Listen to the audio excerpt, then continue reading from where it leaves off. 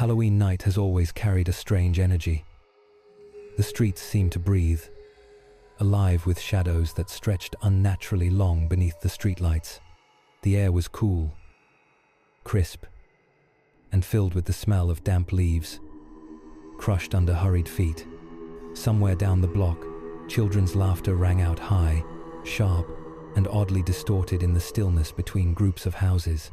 Their voices echoed off dark windows like hollow whispers, blending with the occasional bark of a distant dog or the dry rustle of leaves dragged across the pavement by the wind. I had just left a small dinner at a friend's house. Though my mind had been restless all evening, I wasn't drunk. I wasn't tired, if anything.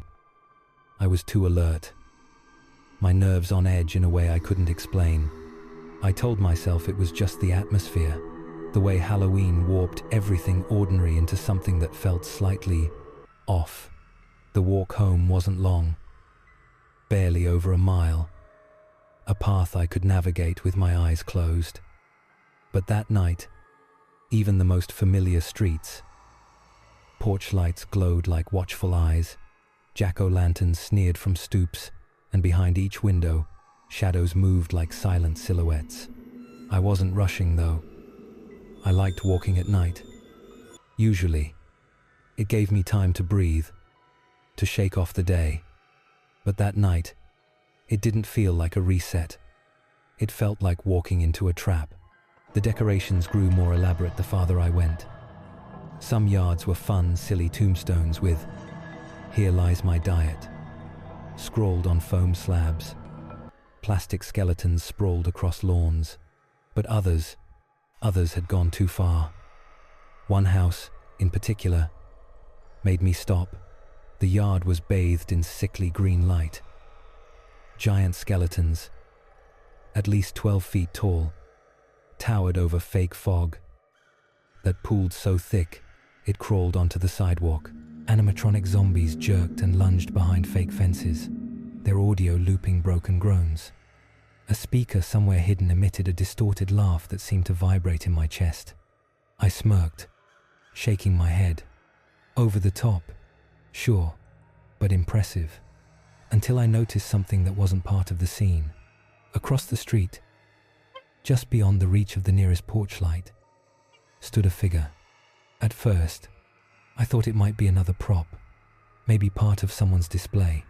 He wore a cheap Halloween mask, the kind with elastic string and sharp plastic edges. The face was painted with a grotesque, cartoonish grin, far too wide, the eyes narrow and expressionless. His body was swallowed by a long, dark coat that brushed the tops of his shoes. He was lanky, too tall, his proportions off just enough to make him seem wrong. And he wasn't part of the house's yard. He was on the sidewalk, on my side of the street. The figure was standing perfectly still, angled toward me, watching. I froze mid-step, uncertain if I should laugh or feel afraid. After all, it was Halloween.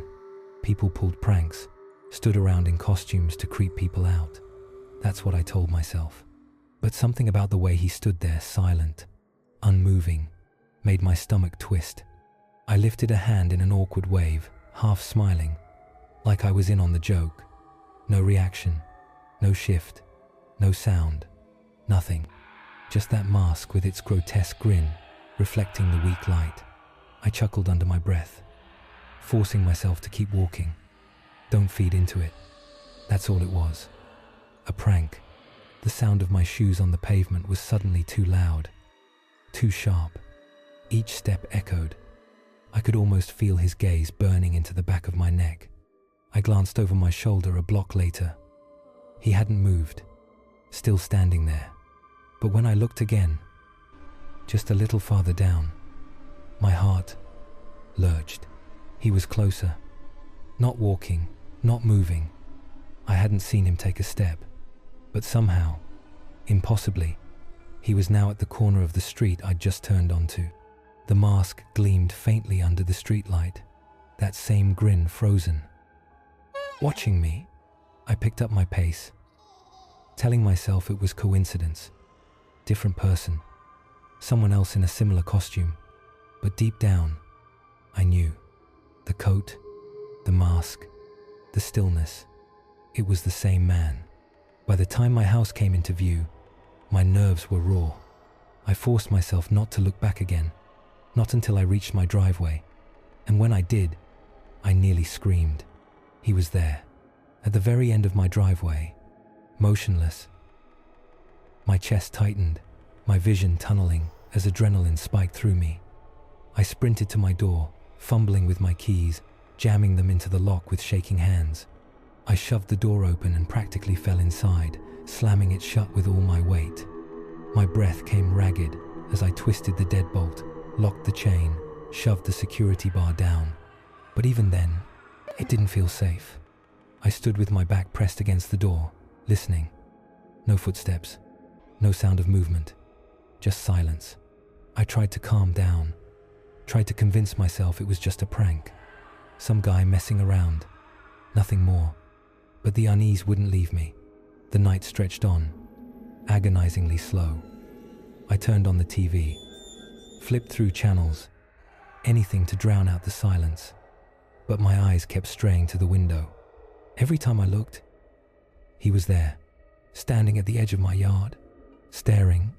Not once did he move. Not once did he falter. Hours passed. Midnight came and went.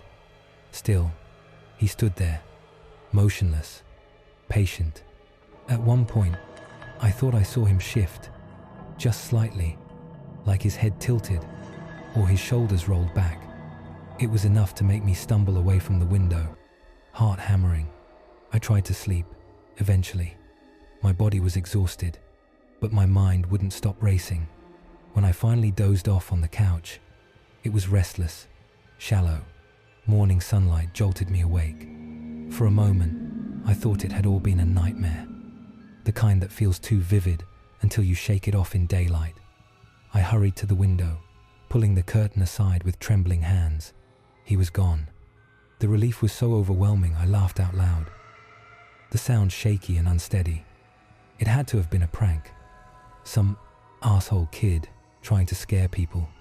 But then I opened my front door and froze. Sitting on the center of my porch, perfectly placed, was the mask. Not just any mask, the mask. The grotesque grin, the exaggerated features. Its cheap plastic face seemed to leer up at me in the morning light. Beneath it, a scrap of crumpled paper. My hands shook as I bent down, unfolding it. The words, scrawled in jagged, frantic handwriting, made my blood run cold. "I'll be back tonight." The mask slipped from my grip, clattering to the porch. I stumbled backward, heart pounding, slamming the door shut. This time, I didn't just lock it. I bolted it, dragged furniture in front of it, checked every window twice, 3 times. The day dragged on like a death sentence. Each hour closer to nightfall felt heavier, darker. My mind spun with questions. Who was he? Why me? What would he do when the sun went down? By the time the sky dimmed, every light in my house blazed like a fortress. My phone sat heavy in my lap, my thumb hovering over 911. Each time I thought of calling, I froze. What could I even say? That a man in a cheap mask was staring at my house? They'd brush me off, or worse, send someone, find nothing, and leave me alone again in the dark. The sun slipped beneath the horizon. Streetlights flickered to life, casting long, claw-like shadows across my yard. My pulse hammered in my ears as I peered through the curtains. And then, as if he'd never left, he was there again. The same mask, the same stillness, just standing at the edge of my property, a black silhouette in the dim glow, waiting for me, watching.